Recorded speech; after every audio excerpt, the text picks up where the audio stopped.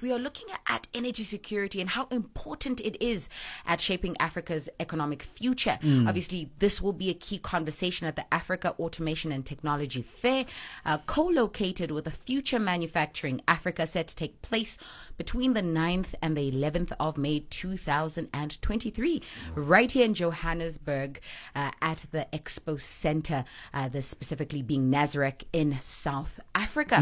Joining us on the line to help us further understand what conversations will take place, how are we looking to increase the opportunities for the provision of power and energy across the continent, is Philip Woods, who is an events director at the Business and Technology at RX Africa. Good afternoon to you, Philip.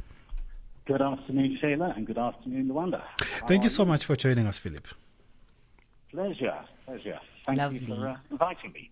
Awesome. So let's start off with just getting a baseline of what the event is going to be hosting this year, and what are some of the key and crucial conversations that you're going to be hosting between the 9th and the 11th of May. Yeah, sure. So we call it AATF for short, because it's quite a mouthful otherwise, is an exhibition and conference. The exhibition focuses very much on new things in automation and technology for the manufacturing sector. And the conference is dealing with new ideas and innovations, and also the issues that manufacturers are facing currently, and two of which we're addressing, electricity being the one and water the other. And I think electricity is the one that's very much in the foremost of our minds right now. Now, Philip, for me, this conversation sounds almost like a contradiction, because currently in the world, currently in Africa, currently in South Africa, we are dealing with an energy crisis. How do you then are able to have those conversations about automation? Because all of these things are largely dependent on a very stable energy supply to be able to actually happen. Even manufacturing as a conversation is foregrounded by the fact that there should be a reliable and sustainable energy supply. Yeah, indeed there should. And unfortunately, for everybody, the world doesn't stand still, and we have to still try and plan ahead, with bearing in mind, that this situation cannot last forever. It will be improved at some point.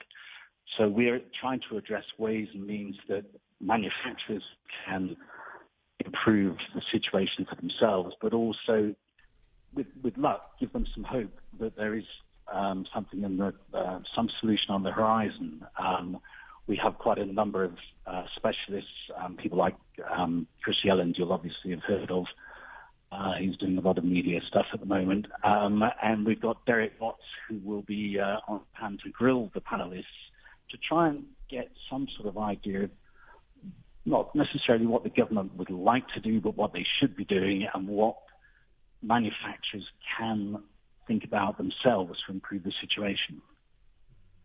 I appreciate that response, Philip. Now, I want to touch base on just a realistic picture of how energy is shaping. I mean, Luyanda brought up such a crucial point, is that this entire industry that you are a part of is highly dependent on power.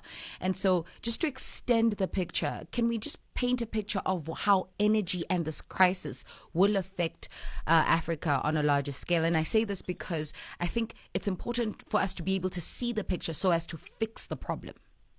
Yeah.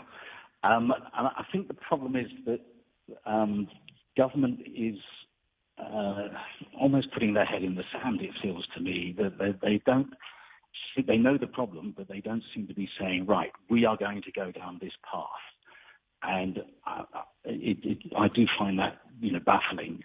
There are solutions out there. Solar power, I mean, we have a lot of sunshine on the continent, more than, average.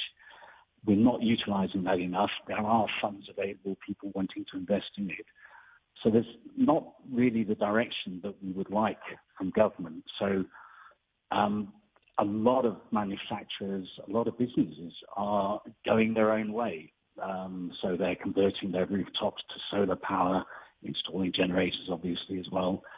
And that is, there's that old South African phrase about Boromaka plan. And that's what companies are now doing.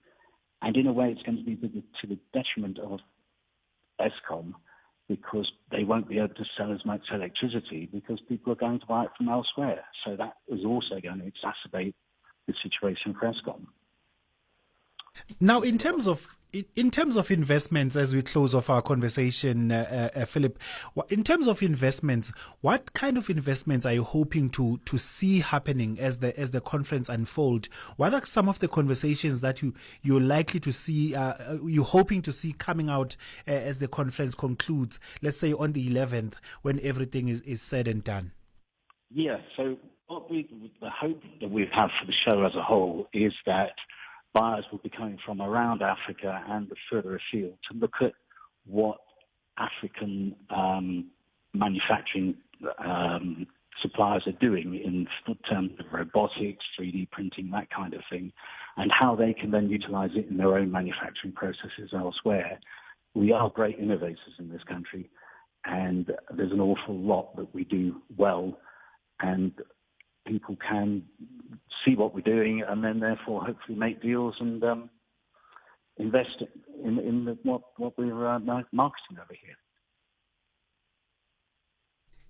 All right. So as we come towards the end of our conversation, Philip, how do people become a part of this conversation? Who is meant to attend, and how can they register if there is a point of entry for the public to access? Yes, indeed. So anybody that's interested in manufacturing is our key visitor, whether it's an engineer, owner of a factory, whatever.